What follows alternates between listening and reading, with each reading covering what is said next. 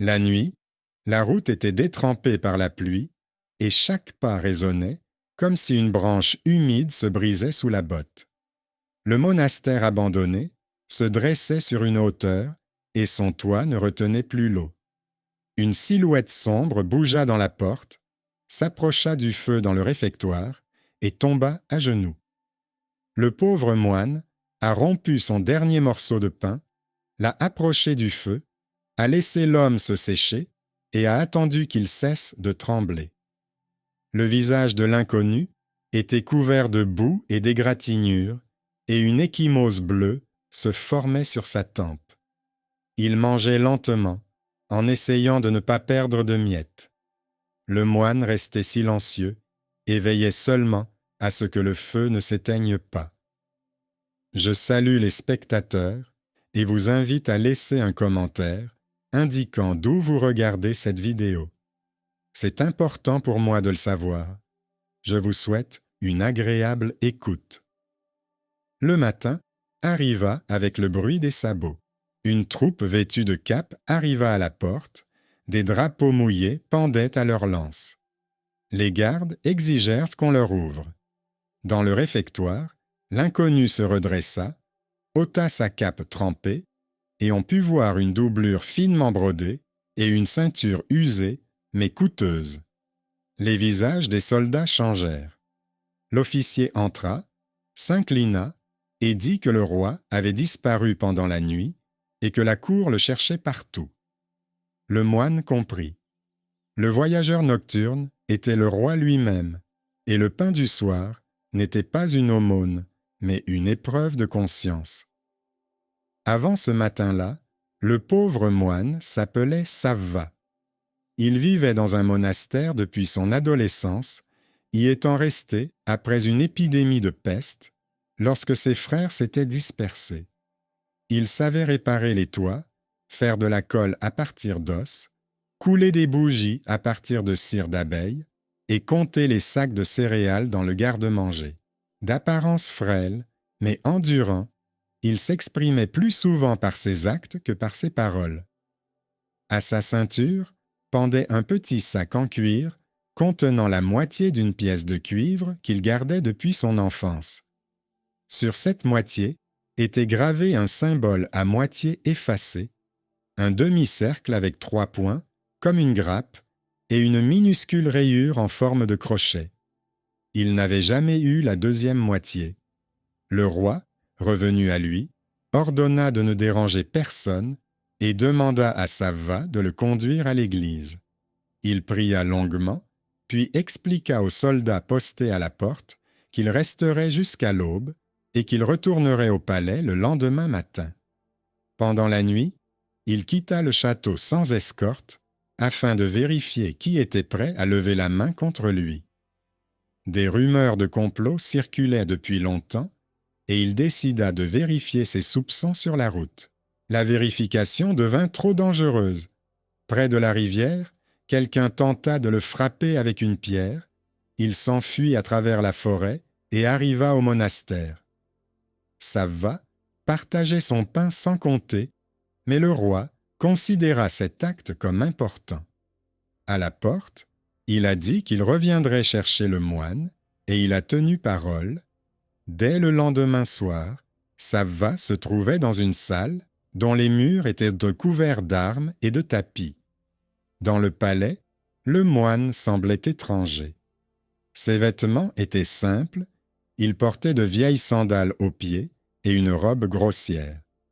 La chaleur étouffante du foyer, l'odeur de la viande grasse, l'éclat des coupes, tout cela ne lui convenait pas. À la cour, on l'accueillit avec des sourires sans chaleur. Le trésorier Rorik expliqua aux autres que les gens comme lui devaient rester dans les monastères et prier, plutôt que de donner des conseils aux souverains. L'un des barons, le large-épaulé Lutgard, sourit et proposa à Savva de s'asseoir sous l'escalier s'il était fatigué de rester debout. Les serviteurs rirent discrètement. Savva fit comme s'il ne remarquait pas les moqueries et demanda la permission de visiter les entrepôts. Il dit qu'il voulait voir le grain, le sel, les bougies et les sangles de cuir sur les tonneaux. Les rires s'intensifièrent. Qui a besoin d'inventaire quand on discute de guerre et de terre? Le roi ordonna de ne pas le déranger, et Savva disparut dans les couloirs. Dans le cellier, le moine renifla les tonneaux d'avoine et de seigle, toucha la toile de jute et remarqua que les nœuds étaient serrés de manière inégale. Sur les bougies de cire, il vit une poussière grise à peine visible, comme de la cendre. Il la frotta entre ses doigts et sentit un goût amer sur sa langue. Ce n'était pas de la suie ordinaire provenant du foyer, mais un mélange d'herbes que les frères du monastère ajoutaient autrefois à la pommade pour somnifères. Il avait manipulé plus d'une centaine de bougies et connaissait l'odeur de la bonne cire et des mélanges étrangers. Il nota pour lui-même ce goût amer. Le lendemain, le conseil discuta des impôts et de la mauvaise récolte. Rorik exigea une augmentation des taxes, les barons le soutinrent. Savva demanda la parole et expliqua que les paysans avaient déjà donné tout ce qu'ils pouvaient et que les prix du sel étaient artificiellement gonflés parce que quelqu'un gardait les entrepôts fermés. Il proposa d'ouvrir un registre où chaque sac serait noté sur une tablette de cire afin que personne ne puisse déclarer plus que nécessaire.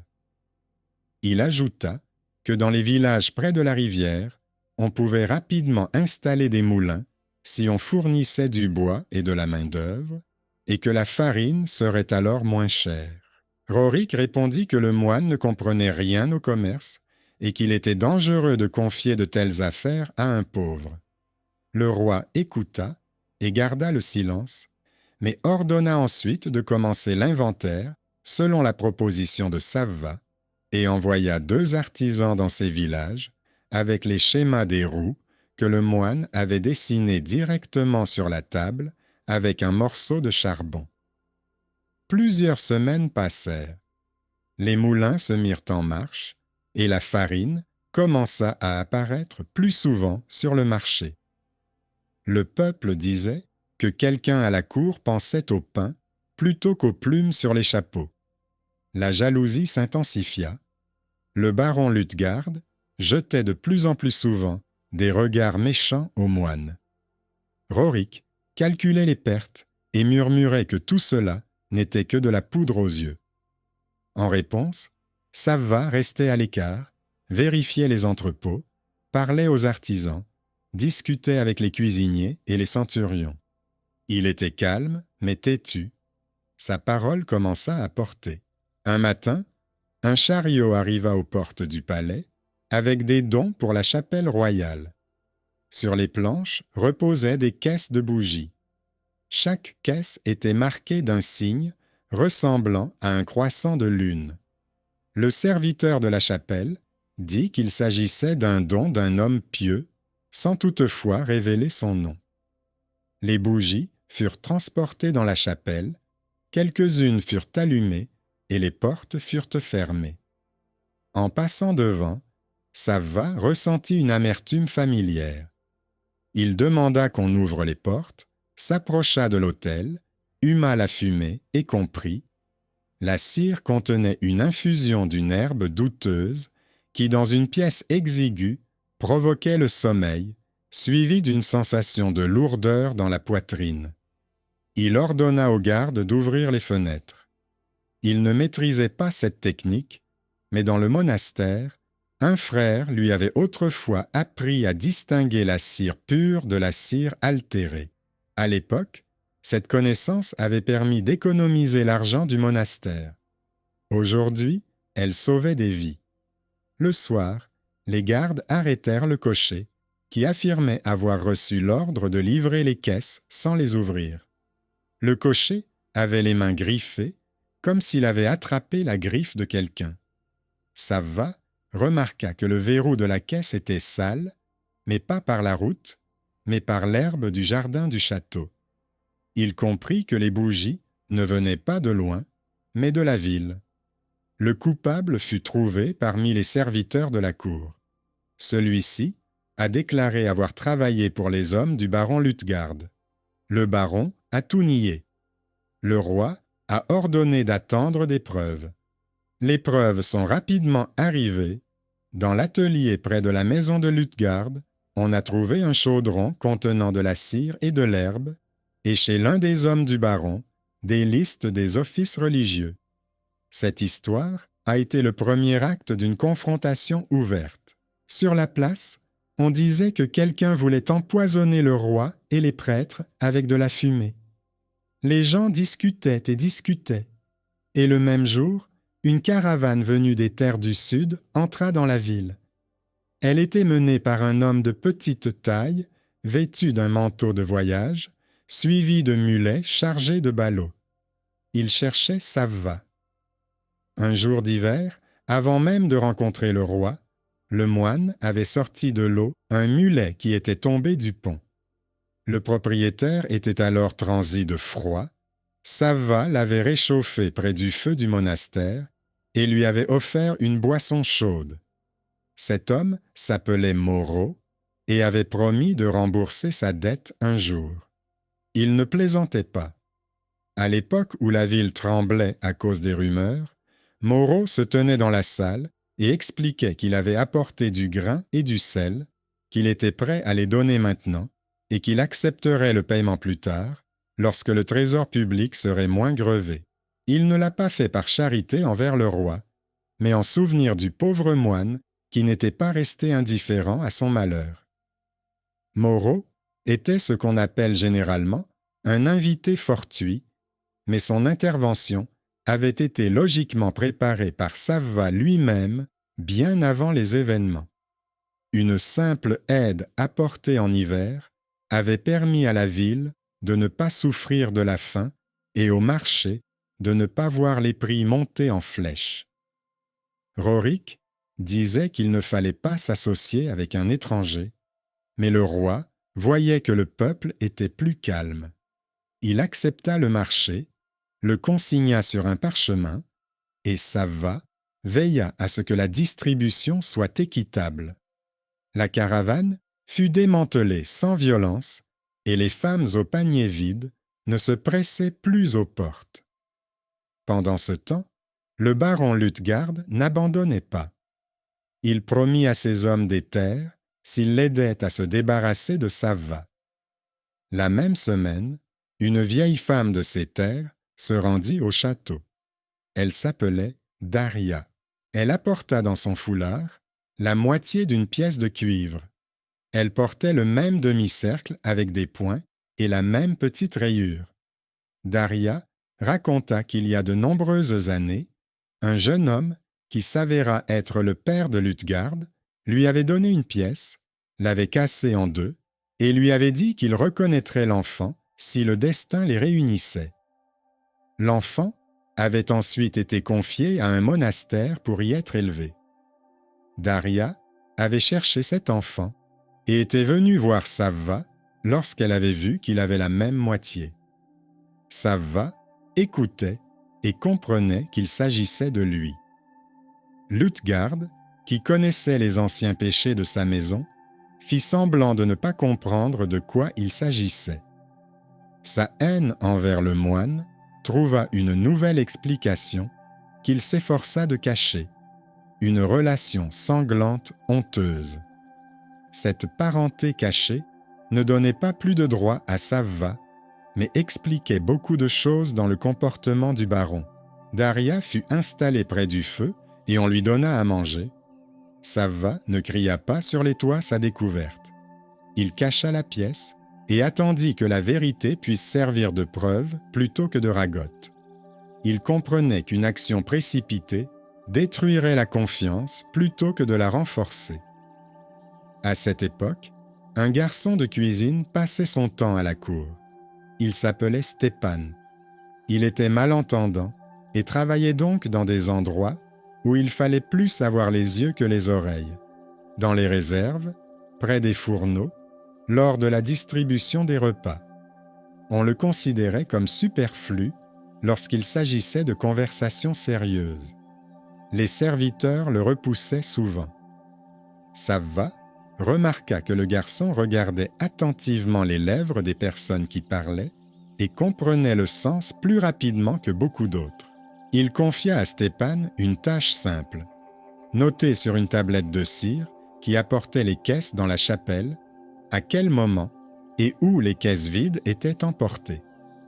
Stepan s'acquitta de cette tâche sans commettre la moindre erreur. Un jour, il vit l'un des hommes de Liutgard bouger les lèvres et prononcer une phrase au sujet d'une fumée qui endormirait les gens pour toujours. Le garçon apporta cette note à Savva, qui donna l'alerte le soir même, alors que les bougies venaient d'être sorties de la caisse. C'est ainsi que ce serviteur sous-estimé devint celui qui sauva la salle de la mort. Son nom n'était pas encore connu, mais Savva grava son exploit dans sa mémoire afin qu'il ne tombe pas dans l'oubli. Le conseil se réunit à nouveau. Rorik affirmait que l'importation de céréales par des étrangers saperait le pouvoir de la caisse. Liutgard était assis, les poings serrés. Le roi posa des questions sur la cire. Le propriétaire de l'atelier, arrêté par les gardes, avait parlé de la commande. Il avait dit qu'on lui avait demandé de mélanger une décoction d'herbes à la cire et de fabriquer des bougies lourdes à combustion régulière. Il avait donné le nom de l'intermédiaire qui avait reçu le paiement chez le baron. Savva avait alors sorti les 2 moitiés de la pièce. Il avait parlé de Daria de manière concise et sans fioriture. Il n'a pas demandé grâce, il a rappelé que le baron avait des raisons de le détester bien avant les bougies et les entrepôts. Liutgard s'est emporté, a tenté de ramener la conversation sur les vieilles rancunes, sur la simplicité du sang. Le roi a répondu que la parenté ne créait ni n'effaçait la culpabilité, mais expliquait la rage aveugle. Il ordonna de poursuivre l'enquête sur les bougies et de ne pas la mélanger avec des affaires anciennes. Ce soir-là, un deuxième événement dangereux se produisit. Un messager arriva au château avec un panier de fromage pour la table royale. Au bord du panier se trouvait un paquet scellé d'un cachet de cire jaune. Le messager expliqua que l'acheteur avait commandé le fromage au marché rond et avait demandé à ce qu'il soit livré au palais. Tout semblait être un achat ordinaire. Le messager partit. Par habitude, le garde apporta le paquet dans la pièce où Savva triait des papiers. À l'intérieur se trouvait un couteau à papier et un morceau de parchemin sur lequel était écrit qu'il fallait ouvrir le coffret contenant la croix pendant la messe du lendemain. Les lignes avaient été écrites à la hâte. Savva remarqua que le sceau sur le paquet était neuf, mais que l'anneau qui le maintenait en place était ancien. Il manquait un petit morceau sur le cercle. Il se souvint de la bague de Liutgard, dont le bord était ébréché. En temps normal, cela aurait été insignifiant. Mais là, c'était un indice supplémentaire sur les assassins. Il envoya des hommes à la chapelle et trouva le coffret en question.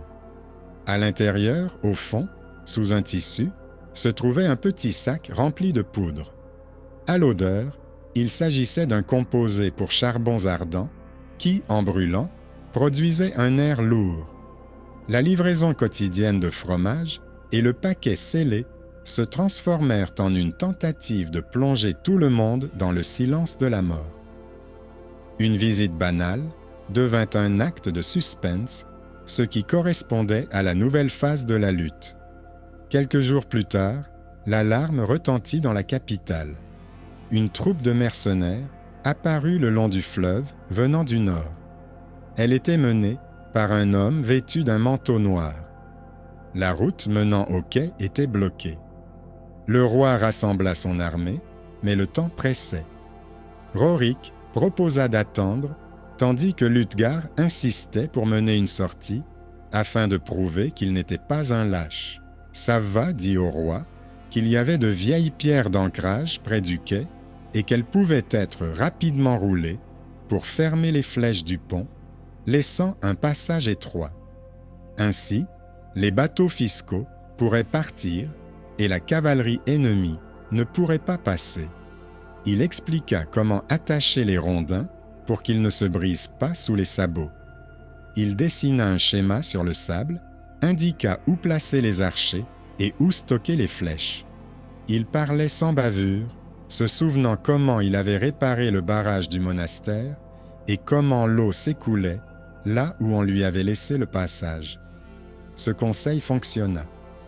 Les mercenaires n'ont pas pris le pont, les bateaux sont partis, et les gens qui se tenaient sur la rive ont dit que ce jour-là, ils avaient été sauvés de manière très simple mais intelligente.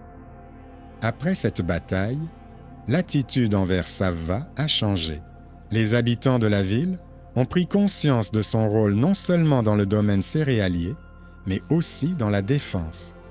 Dans la salle, quelqu'un a essayé de plaisanter, mais personne ne pouvait plus rire. Cependant, la haine de Liutgarde est devenue ouverte. Il a décidé de mettre fin à cette histoire d'un seul coup. Pendant le service nocturne à la chapelle, il a caché un couteau sous l'autel. Il avait l'intention d'interrompre le service et d'accuser Savva de blasphème. Mais à la porte se tenait Jacob, un vieux portier à la jambe malade que personne ne respectait. Il était gardien de la porte uniquement parce qu'il connaissait bien tous les habitants. Jacob remarqua que l'homme de Liutgarde ne se dirigeait pas vers les gens, mais vers l'autel et tirait la cloche. Le bruit a alerté les gardes. Le couteau a été trouvé et l'homme de Liutgarde a été mis au fer. Auparavant, on ignorait Jacob, mais désormais, on le regardait différemment. Il était devenu celui que l'on méprisait, puis celui que l'on écoutait. Un autre revirement est devenu évident. Le vieil homme, sous-estimé, a joué un rôle décisif et a renversé les attentes des puissants. Daria ne se sentait pas bien ces jours-là. Elle vivait près de la cuisine, cachée dans le foin. Savva lui rendait visite et lui apportait de la soupe chaude. Elle lui raconta que sa mère était morte dans la pauvreté il y a de nombreuses années et qu'elle lui avait donné la moitié d'une pièce pour le voyage lorsqu'il avait été accepté au monastère alors qu'il était encore enfant. Elle lui avait alors remis un foulard avec une broderie décolorée représentant une grappe de raisin. Le même symbole figurait sur les vieux murs de la maison du baron. Savva écoutait et comprenait que le lien du sang ne lui donnerait pas plus de force et qu'il était inutile de le crier sur les toits. Mais cette vérité l'aidait d'une certaine manière. Elle lui apportait une clarté intérieure et expliquait son passé, où lui, pauvre, était souvent méprisé sans raison. Le jour du procès du baron arriva. Une estrade fut installée sur la place devant le palais. Les gens se rassemblèrent, attendant du sang, mais le roi déclara par l'intermédiaire d'un héros qu'il écouterait les arguments sans cri. Des bougies en cire mélangées étaient posées sur la table. Le greffier lut les aveux provenant de l'atelier. Yakov confirma la cloche, Stépan montra ses planchettes avec les marques, Moreau décrivit comment ces hommes avaient traversé la ville et ce qu'ils avaient entendu dans l'entrepôt de Liutgarde. Savva posa les deux moitiés de la pièce côte à côte. Il a dit que cet objet ne faisait que montrer un ancien lien, mais n'annulait pas les actes. Il a demandé de ne pas utiliser son sang comme une pierre pour le jeter au baron.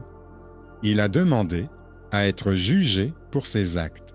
Le baron s'est agité, a pâli, puis s'est brusquement précipité et a saisi le poignard caché sous son manteau. Son geste ne visait pas Savva, mais le roi. Les gardes étaient distraits par le héros qui déballait le parchemin, et une seconde aurait suffi pour causer un malheur.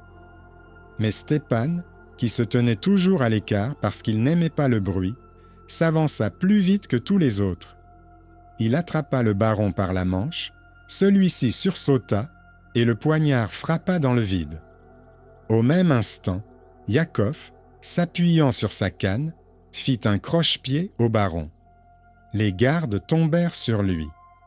Il y eut un moment de silence, comme après un coup de tonnerre, puis un grondement. Le peuple vit qui avait retenu la main, et ce peuple ne vit plus le garçon et le vieillard comme des parasites. La victoire au tribunal fut difficile. Il fallait décider de la suite. Rorik proposa la confiscation et l'exécution.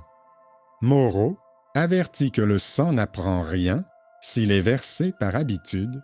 Savva proposa autre chose. Retirer à Lidgard le droit de juger les gens, le priver de ses ateliers et inscrire toutes ses terres comme dette à la couronne pour de longues années, mais lui laisser la vie sauve et l'envoyer dans un monastère où il travaillerait dans un entrepôt et lirait des psaumes jusqu'à ce qu'il apprenne à distinguer la lumière d'une bougie de la fumée sombre. Cette décision n'était pas de la douceur.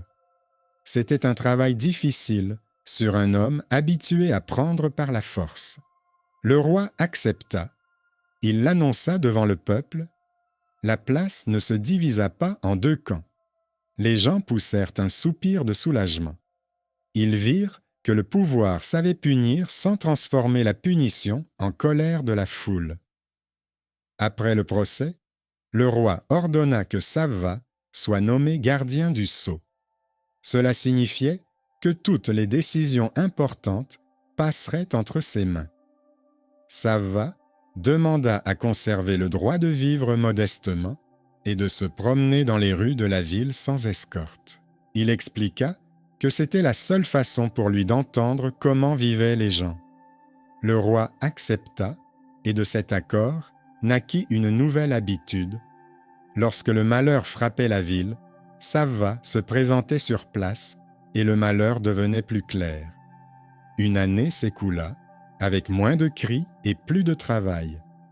À la place de l'atelier de Liutgard, une école pour les garçons de la ville ouvrit ses portes, où furent inscrits ceux qui entendaient mal et ceux qui voyaient mal. Stepan y enseigna à lire sur les lèvres et à communiquer sans parler, à l'aide de gestes.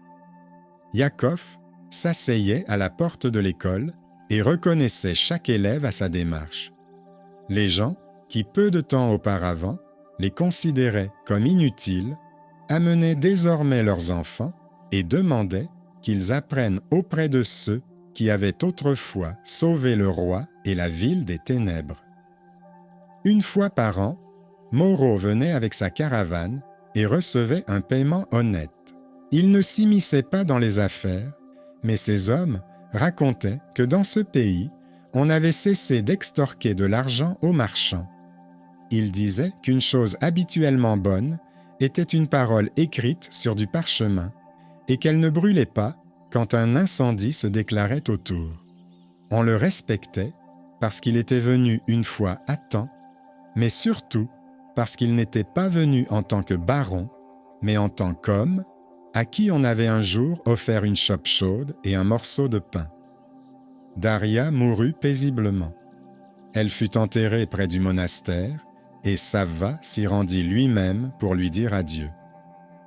Il a mis les deux moitiés de la pièce dans un petit coffret près de l'autel et a ordonné de l'encastrer dans le mur.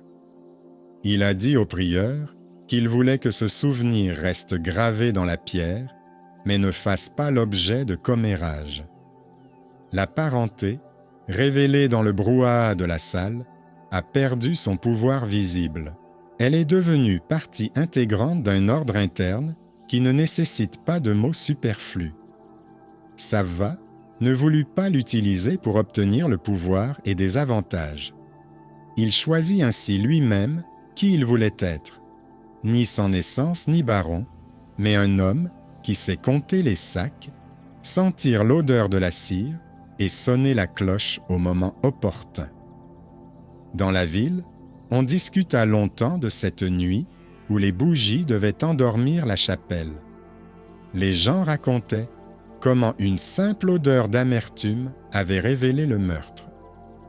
Dans les tavernes, on disait que le destin du pays avait basculé à cause d'un morceau de pain brisé par une nuit froide. Les paysans disaient que les moulins sur la rivière s'étaient élevés si rapidement qu'on aurait dit qu'ils n'étaient pas faits de bois, mais de détermination. Dans les ateliers, on plaisantait autrement. Si la bougie brûle régulièrement, cela signifie que la cire est pure et que celui qui l'a coulée n'a pas la tête vide. C'étaient des mots simples, sans beauté littéraire, mais qui contenaient ce qui fait tenir une maison, le sens direct. Savva retournait parfois dans le monastère abandonné, là où son nouveau chemin avait commencé. Le toit y était déjà neuf, les murs avaient été réparés. Il s'asseyait dans le réfectoire près du feu et se souvenait de cette nuit-là. Il n'essayait pas d'en faire une légende. Il y voyait une chaîne d'actions simples qui avait dû façonner le destin. Un homme avait partagé son pain. Un autre était venu à son secours avec une caravane. Un troisième avait sonné la cloche. Un quatrième avait serré sa manche au bon moment. Tout le reste n'était que futilité. Le roi ne l'oubliait pas. Il se rendait sans escorte superflue dans les monastères et les villes et ne cachait pas qu'il écoutait ceux qui parlaient simplement. Lorsque, l'hiver suivant, on tenta à nouveau d'augmenter le prix du sel à la foire, Rorik, qui avait autrefois méprisé Savva, apporta lui-même dans la salle une planchette avec le calcul. Il disait qu'un compte ouvert était le seul moyen d'empêcher les gens de penser au vol. Savva acquiesça et demanda en réponse que des entrepôts soient construits plus près du quai dans la ville, afin qu'ils ne se vident pas dans la précipitation. Il parlait comme il en avait l'habitude, de manière concise et claire. Plusieurs années passèrent. Cette période fut marquée par des mérites anonymes et des victoires évidentes. Un soir, des hommes en cape arrivèrent à nouveau au palais et exigèrent qu'on leur ouvre. La ville sursauta, se souvenant des temps difficiles. Mais ce n'était pas l'ennemi, mais une délégation du comté voisin. Ils demandèrent de l'aide pour la comptabilité et l'approvisionnement.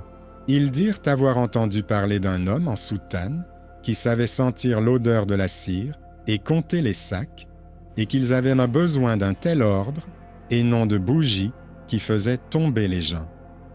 Le roi sourit et dit qu'il connaissait un tel homme. Il envoya Savva et plusieurs artisans dans la région voisine. Ainsi, le bien sortit du mur pour entrer dans le monde, sans perdre son sens en chemin. L'histoire qui commença lorsqu'un pauvre moine partagea son pain avec un soldat fatigué ne fut ni une histoire de chance, ni une histoire de miracle. Ce fut une histoire qui montra comment de simples compétences et l'habitude honnête de regarder les choses de près peuvent changer le cours des événements. Une parenté cachée expliquait la haine de celui qui devait préserver l'honneur, mais qui avait choisi la jalousie. Un bienfaiteur inattendu est arrivé à point nommé, car autrefois, on l'avait réchauffé près du feu. Le talent caché d'un homme sans titre s'est avéré plus fort que le bruit à la cour, où l'on aime les annonces retentissantes. Les méconnus, le vieil homme à la porte et le garçon de cuisine, se sont avérés être un soutien là où les puissants ont faibli. Un simple panier de fromage est devenu un piège, mais il a aussi appris à tous à voir le danger dans les choses familières et à vérifier le sot plutôt que de s'incliner devant lui. La faim n'est pas venue avec une trompette et une couronne d'or. La faim est venue avec clarté. Chacun a répondu de ses actes, chacun a reçu ce qu'il avait choisi. Le baron est vivant, mais privé de son épée et de ses terres, et son devoir est désormais non pas de comploter, mais de réparer les marches à l'entrée du monastère. Rorik a appris à compter avec les gens et non contre eux. Le roi a gardé en mémoire la nuit froide où il était faible et a compris la valeur d'un morceau de pain. Savva est resté exactement ce qu'il était, un homme en simple soutane qui sait que la force ce n'est pas seulement l'armée, mais aussi l'ordre, la cire, la cloche et un regard attentif sur ce que les autres considèrent comme insignifiant. Il accueillait tous ceux qui venaient avec une affaire à régler, ne posait pas de questions superflues, mais se souvenait toujours que dans un monde bruyant, c'est le silence qui fonctionne vraiment, celui dans lequel on entend le crépitement des flammes et la respiration des gens lorsqu'on leur donne une part simple mais honnête. C'est ainsi qu'une issue équitable s'est dessinée, sans grande cérémonie ni moralisme, mais avec une mesure claire. Le pays est devenu un peu plus calme, car les armes ont été rangées dans leurs fourreaux et les décisions importantes ont commencé à passer entre les mains de celui qui, autrefois, avait rompu le pain et compris le goût amer de la fumée. C'est précisément à partir de ces détails insignifiants que se construit un grand ordre qui ne s'effondre pas à la première tempête. L'hiver fut humide et long. Les ponts se couvraient de glace le soir et fondaient à midi. Les charrettes s'accumulaient sur le quai et les gens se disputaient les places près des hangars. Rorik proposa d'augmenter les frais de stockage des sacs, expliquant que les entrepôts n'étaient pas extensibles. Savva répondit qu'il fallait laisser les frais inchangés et modifier l'ordre, que chaque propriétaire de sac reçoive un jeton en bois avec une encoche et qu'une encoche identique soit gravée sur une barre à l'entrée. Sans jeton, le sac n'était pas remis, sans barre, le sac n'était pas accepté. Il expliqua qu'avec un tel système, il était difficile de tricher. On ne le comprit pas tout de suite, mais on essaya. Les files d'attente avancèrent plus vite et les disputes diminuèrent. Un jeune artisan tanneur, que personne n'avait remarqué auparavant, s'est approché de Savva près de la grange et lui a montré comment découper correctement les fentes afin qu'elles ne puissent pas être falsifiées. Il s'appelait Miché, il levait rarement la tête et parlait généralement à voix basse. Il a proposé de graver sur les jetons différents signes simples pour chaque jour, afin que personne ne les conserve trop longtemps. Savva l'a écouté et lui a donné une pièce près du quai pour en faire son atelier. Ainsi, une autre personne sans titre a contribué à l'ordre par ses actes et non par ses paroles. Les citadins ont commencé à reconnaître Miché au marché et à lui faire confiance parce qu'il tenait une comptabilité honnête. Au printemps, la ville était devenue plus calme, mais le malheur s'était abattu sur les villages. De petits malfaiteurs parcouraient les routes, interceptaient les charrettes et exigeaient un droit de passage. Ils disaient avoir un protecteur parmi les barons de la région voisine. Les gens avaient peur, car ils se souvenaient des bougies et des caisses et pensaient que le malheur venait à nouveau des maisons seigneuriales. Le roi envoya une troupe pour inspecter la route, et Savva demanda à être envoyé en avant à pied, sans un signe de pouvoir. Il marchait avec un petit sac sur l'épaule et une tablette à sa ceinture, comme un simple messager. Sur la route, il rencontra un vieux meunier qui transportait 2 tonneaux de farine. Le couvercle d'un des tonneaux était recouvert d'une étrange bande sombre, comme de la résine. Le meunier dit que le tonneau avait été roulé jusqu'à la porte la veille, pendant qu'il était distrait par une dispute. Savva renifla le bord et sentit une odeur de résine épaisse, celle dont on enduit les cordages à l'embarcadère. Il comprit qu'on avait essayé de préparer le tonneau pour y mettre le feu, afin de provoquer une bagarre générale et de s'emparer du second. Il ordonna au meunier de cacher les 2 tonneaux dans les buissons et de s'allonger sous la charrette, comme s'il était malade. Il s'assit lui-même sur le bord de la route et attendit. Le soir venu, 3 hommes arrivèrent, demandèrent le prix du passage et brandirent leurs gourdins. Ils ne s'attendaient pas à ce qu'il n'y ait pas d'homme faible sur la route, mais un homme qui avait déjà appelé la garde en agitant un drapeau sur une butte. Ce signal avait été inventé par Stepan. Il avait appris aux gardes à hisser des chiffons de différentes tailles sur les collines afin de pouvoir envoyer des signaux sans crier. Le drapeau sur la butte fut aperçu depuis le poste de garde et les hommes du roi arrivèrent à la route. Les 3 hommes furent arrêtés. On trouva chez eux une pelote de corde goudronnée, identique à celle du quai, et un seau vide au bord ébréché. La situation quotidienne avec le tonneau de farine s'était à nouveau transformée en menace, mais cette fois-ci, tout se termina rapidement, et les gens sur la route commencèrent à regarder plus souvent non seulement leurs charrettes, mais aussi les signaux sur les collines. Stepan avait grandi pendant ce temps. Il avait appris à parler par phrases simples et courtes, à lire sur les lèvres et à écrire rapidement. Il avait été nommé responsable à l'école, près de l'atelier de Liutgard.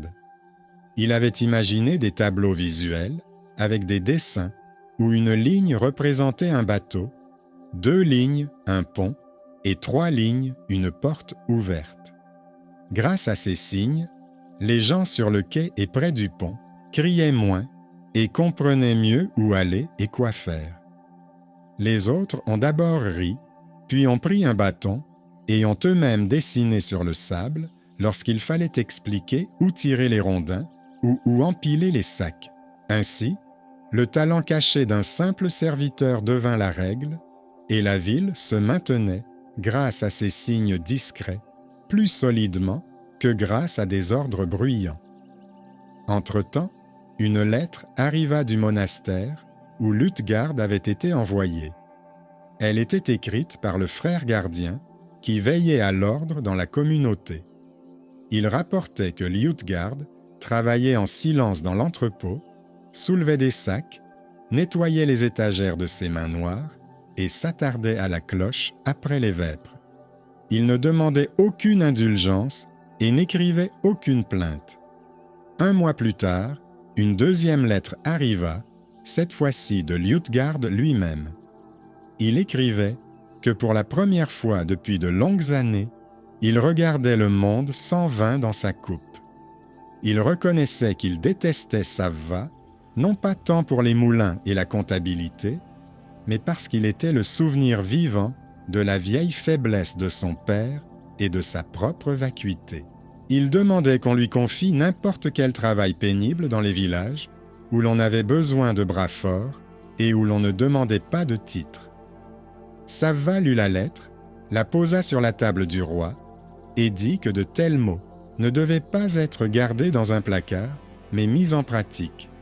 Le roi accepta et chargea Liutgard de renforcer les digues des villages du Nord, où chaque année, au printemps, l'eau arrachait les ponts du sol. Les travaux sur les digues furent nécessaires plus tôt que prévu. À la fin du printemps, la neige fondit rapidement dans les montagnes et l'eau se déversa dans les basses terres. Dans le village de Louchki, où la digue avait tenu bon l'année précédente, les rondins flottaient. Liutgard rassembla les hommes et les femmes, les mit en chaîne, prit lui-même une pierre, plongea jusqu'à la taille dans l'eau trouble, tira une poutre et cria aux gens de la tenir. Il cria peu, car il comprenait que ses cris se noyaient dans le grondement de l'eau. Il montra le sol où il fallait creuser, montra d'un geste comment planter les pieux. Le village tint bon, même si 2 maisons furent emportées. Lorsque les eaux se retirèrent, il écrivit à Savva pour lui dire qu'il était vivant et qu'il avait compris à quel point le monde fonctionnait parfois simplement. Si une poutre est mal posée, elle est emportée. Si elle est bien posée, elle tient bon. Ce n'était pas une excuse. C'était une prise de conscience qui allait donner naissance à un nouveau comportement. Moreau, quant à lui, est arrivé avec la 3e caravane. Il a apporté non seulement du grain et du sel, mais aussi des planches fines pour les tables à écrire, des tablettes de cire et plusieurs sacs d'une nouvelle sorte de céréales que l'on cultive dans le sud, dans les champs secs. Il a dit par l'intermédiaire d'un traducteur qu'il voyait que dans la ville, on apprenait à compter honnêtement et qu'il voulait investir une partie de ses marchandises dans l'école. Il n'a pas demandé davantage, mais a demandé la permission d'enseigner à quelques garçons comment utiliser les balances commerciales. Le roi a accepté et Miché et Stepan ont commencé les cours. Les garçons apprenaient à ne pas confondre les poids et à ne pas avoir peur de corriger un adulte s'il se trompait. Les gens du marché ont d'abord râlé, puis ils ont eux-mêmes commencé à inviter les garçons à vérifier les poids les jours de grande affluence. Dans ce contexte, Rorik se tenait à l'écart. Il ne discutait plus aussi fort qu'avant, mais ses yeux bougeaient souvent. Savva remarqua que les chiffres dans les notes de Rorik ne correspondaient pas toujours aux marques sur les planches à l'entrée. Il n'accusait personne, mais demandait de vérifier. Un jour, il a remarqué une différence dans les sacs de sel. Selon les comptes, il devait y en avoir 200, mais l'entrepôt n'en comptait que 196. La différence pouvait être une erreur honnête. Savva est allé voir Rorik avec la tablette et lui a demandé de l'accompagner à l'entrepôt.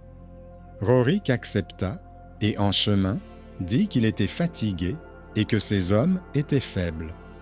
Ils arrivèrent à l'entrepôt et découvrirent que 4 sacs se trouvaient près de la porte de service, comme si on les avait oubliés. Savva examina attentivement les nœuds et remarqua que ceux de ces sacs étaient serrés d'une manière inhabituelle, tandis que les autres avaient été faits à la main par un ancien magasinier. Il comprit que ces sacs avaient été ramenés avant-hier par la porte arrière afin d'y inscrire le chiffre nécessaire, puis ressortis hier. Il ne cria pas, mais plaça Yakov près de la porte arrière pour la nuit. Pendant la nuit, un garçon arriva avec une charrette. Il dit avoir été envoyé par l'assistant de Rorik. Le lendemain matin, l'assistant avoua avoir commis un petit vol. Il a dit qu'il avait volé un sac parce que les plus âgés en volaient en plus et qu'il pensait que personne ne le remarquerait. Rorik avait l'air déconcerté et a admis qu'il ne surveillait pas bien ses employés. Il n'a pas été démis de ses fonctions, mais il a été placé sous surveillance et il a lui-même demandé à Savva de vérifier les registres avec lui une fois par semaine. Cette mesure n'était pas une humiliation, mais la reconnaissance du fait que l'ordre est maintenu lorsque 2 pères Dieu regardent la même chose. L'été apporta la tranquillité. La ville vivait sans famine. À la foire près du pont, on présentait un magicien qui, au printemps, avait enseigné aux enfants l'agilité des mains. Le soir, près de la chapelle, il y avait des étals avec des bougies, et les gens demandaient désormais eux-mêmes de quelle cire était faite la bougie et où elle avait été coulée. Les vendeurs répondaient que chaque bougie portait la marque du fondeur et que cette marque pouvait être vérifiée auprès du maître artisan dans son atelier. Les mots « marque » et « vérification » ne semblaient plus aussi lourds. Ils faisaient désormais partie de la vie, comme le pain et l'eau. Mais le monde n'aime pas les équilibres durables. À l'automne, des messagers arrivèrent du Côle Nord. Ils racontèrent qu'un détachement de mercenaires se rassemblait à nouveau à la frontière. Dans la ville, plus personne ne proposait d'attendre. Stepan déploya ses drapeaux et montra aux nouvelles gardes comment se poster sur les collines. Mikaï a découpé de nouveaux jetons afin que les approvisionnements au point de passage ne soient pas mélangés. Rorik a disposé les planchettes sur la table et n'a plus caché ses notes. Moreau a envoyé 4 mulets avec des galettes sèches et des tonneaux, disant que la caravane arriverait plus tard et que cela permettrait aux soldats de ne pas dépendre du marché. Et c'est alors que survint un événement inattendu, mais auquel la ville était préparée. À la tombée de la nuit, un cavalier du monastère de Liutgarde s'approcha des portes. Son manteau était couvert de boue et son visage de poussière. Il dit que des éclaireurs étrangers avaient été aperçus dans les marais du nord. Il demanda de ne pas tarder. À l'aube, Liutgarde lui-même apparut à la porte. Il avait amené 12 hommes, bronzés par leur travail sur les barrages. Il dit par l'intermédiaire du garde qu'il était venu travailler à la pelle là où c'était nécessaire et qu'il connaissait un passage contournant les marais où l'on pouvait installer des barricades. Savva alla à sa rencontre et vit un homme dont le gras et la colère avaient disparu, ne laissant que des os et du travail. Ils ne s'embrassèrent pas chaleureusement et ne dirent pas un mot de trop. Ils se tinrent côte à côte près de la carte des fossés et des bosquets et se mirent rapidement d'accord sur qui conduirait les hommes et qui garderait le pont étroit près des marais. Cette nuit-là, les mercenaires tentèrent de passer là où personne ne les attendait. Mais à l'endroit étroit, ils se heurtèrent à un amoncellement de rondins et de branches épineuses et sur le flanc, à un fossé rempli d'eau. Liutgarde se tenait là où l'argile glissait et tenait une perche. Il déplaçait les rondins au moment opportun et les premières rangées de l'ennemi s'enfonçaient. Les archers tiraient depuis la colline et le travail était sale et difficile, mais compréhensible. Quand tout fut terminé, Liutgarde s'assit sur une pierre et respira longuement. Il dit ensuite à Savva que, pour la première fois de sa vie, il avait fait quelque chose d'utile sans arrière-pensée et qu'il n'avait plus peur de regarder les gens dans les yeux. Savva répondit que si un homme tient une perche là où l'eau coule, il fait déjà plus pour son pays qu'un homme avec une plume qui écrit des chiffres vides de sens. Après cette nuit, le roi réunit son conseil et proposa de rendre à Liutgarde une partie de ses droits civils, mais pas son pouvoir sur le peuple.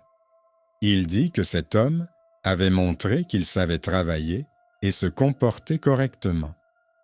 Les personnes présentes dans la salle ne contestèrent pas. Elles pensèrent au barrage, aux rondins, à la façon dont il se tenait debout dans l'eau. Il fut laissé au monastère à sa demande, mais on lui donna le droit de se rendre dans les villages pour travailler et apprendre aux garçons à construire des barrages sur les ruisseaux. C'était la suite logique d'une punition qui, dès le début, n'avait pas pour but d'humilier pour le plaisir du spectacle, mais de transformer l'homme par le travail. À l'automne, le grenier de Savva tomba à nouveau en panne. Il monta l'escalier du vieux monastère, là où son histoire avait commencé, et tenait dans ses mains un faisceau de lattes légères. Il ne se pressait plus. Il voyait comment ses décisions fonctionnaient dans la ville sans sa présence. Il savait que le drapeau serait hissé sur la colline sans son ordre, que le bon jeton serait donné à la porte sans son intervention, que les garçons montreraient de nouveaux dessins à ceux qui n'entendent pas à l'école près de l'atelier de Liutgarde. Il comprit que son rôle n'était pas de tout contrôler, mais de lâcher prise au bon moment et de veiller à ce que les liens ne se rompent pas. En hiver, alors qu'il n'y avait pas de foire dans la ville, il se rendit à la chapelle et y plaça une simple bougie sans motif. Il se souvint de cette amertume dans la fumée et de la façon dont elle avait alors sauvé les gens d'un sommeil sans réveil. Il pensa que depuis lors, beaucoup de choses avaient changé, non pas parce qu'il était devenu fort, mais parce que beaucoup de faibles avaient pris leur place. Lui, le roi, Stepan, Mikhaïl, Yakov, Moreau, Liutgarde, tous avaient fait un choix qu'ils ne pouvaient confier à personne d'autre. Et ce choix avait sorti le pays de cette obscurité visqueuse où il est facile de fermer les yeux et de faire semblant que rien ne se passe. Au printemps, le roi a appelé Savva dans le jardin. Il a dit qu'il voulait instaurer une coutume, Une fois par saison, il se promènerait dans la ville sans signe de pouvoir et observerait comment vivaient les gens. Il a demandé à Savva de l'accompagner, non pas en tant que serviteur, mais en tant que personne capable de voir où le nœud était mal serré. Savva accepta à une condition. Il demanda de ne pas toucher à l'école et aux ateliers si quelqu'un décidait demain que tout pouvait à nouveau être consigné dans des livres secrets. Le roi acquiesça. Il dit qu'il avait compris la leçon enseignée par une chose simple, le pain coupé en deux quand personne ne regarde. Au cours de l'été, un autre contrôle eut lieu. Des marchands venus de 3 contrées voisines arrivèrent en ville pour le festival. Ils apportèrent du poisson, des tissus et des armes. Les gens regardaient, choisissaient, discutaient des prix.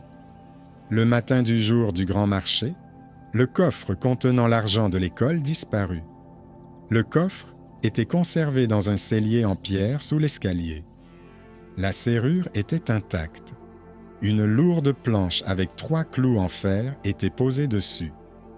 Personne ne comprenait comment le coffre avait pu être emporté. Yaakov s'assit sur les marches et dit que dans les vieilles maisons, il y avait parfois des passages sous le plancher qui menaient au puits.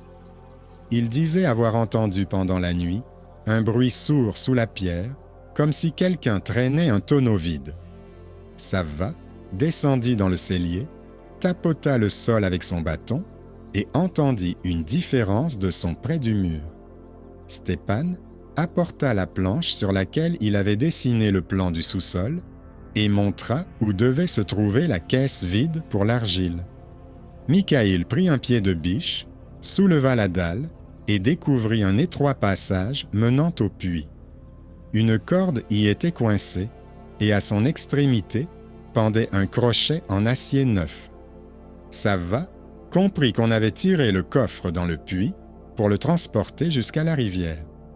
Avec Yaakov, ils se sont approchés du puits, ont descendu une lampe attachée à la corde et ont vu le coffre accroché à un rebord. Ils l'ont remonté. Tout était à sa place à l'intérieur. C'était encore un jour où l'habitude de prêter attention aux détails avait sauvé la situation. Ils posèrent le coffre sur la table.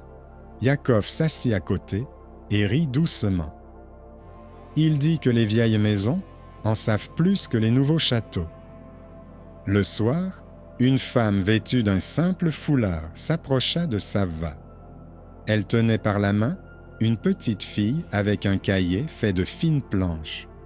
La femme a dit que la fillette rêvait d'apprendre à écrire, mais que dans leur village, on se moquait d'elle. Elle a demandé à ce qu'on l'inscrive à l'école. Stepan a écouté la fillette, l'a regardé tracer des lettres sur la cire et lui a dit qu'elle avait besoin d'un autre crayon, moins lourd. Il lui en donna un plus léger et les lettres cessèrent soudain de s'étaler. C'était une petite chose qui ne fit pas de bruit. Mais l'année suivante, cette fille rédigea une liste pour l'entrepôt mieux que 2 scribes adultes. Les gens cessèrent de se moquer lorsqu'elle s'approchait des balances. À la fin de l'été, le roi convoqua Savva près du vieux chêne à la porte de la ville. Il lui dit qu'il pensait à son héritier et qu'il voulait que celui-ci apprenne non seulement à monter à cheval, mais aussi à se tenir à la porte et à compter les sacs. Il demanda à Savva de lui donner ses premières leçons. Savva accepta et commença par des choses simples. Il emmena le garçon à l'embarcadère et lui montra l'odeur de la cire de bonne qualité et celle de la cire mélangée à de l'herbe, le son d'un tonneau vide et celui d'un tonneau dans lequel on avait caché une pierre pour tromper la balance. Il n'expliquait pas tout avec des mots. Il donnait à son héritier les mains sur la corde pour qu'il comprenne comment le pont tient quand l'eau coule en dessous. À l'automne, lorsque les nuits s'allongent, Savva retourna au monastère où il avait autrefois partagé son pain avec un voyageur épuisé. Il s'assit près du feu, posa à côté de lui un cercle de tôle et la moitié d'une vieille ceinture. Il se souvint comment tout avait commencé. Il comprit qu'il n'y avait presque pas eu de miracle dans cette histoire. Il y avait une chaîne de petits gestes fidèles, le pain, le jeton, le drapeau, la cloche, le lourd et la planche sur le sol. Il y avait quelques personnes inattendues qui étaient arrivées à temps parce qu'on ne les avait pas chassées autrefois.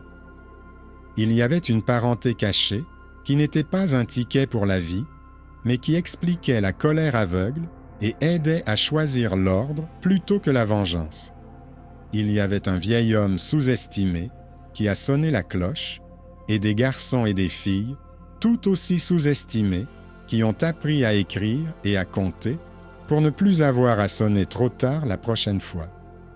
Lorsque le feu s'est presque éteint cette nuit-là, Savva a jeté des copeaux de bois et a vu la flamme reprendre vie sur le bord sec. Il a pensé que c'était ainsi que fonctionnait la justice dans un pays simple. Elle ne vient pas d'un simple geste de la main, mais reste là où on lui a donné un appui à l'avance.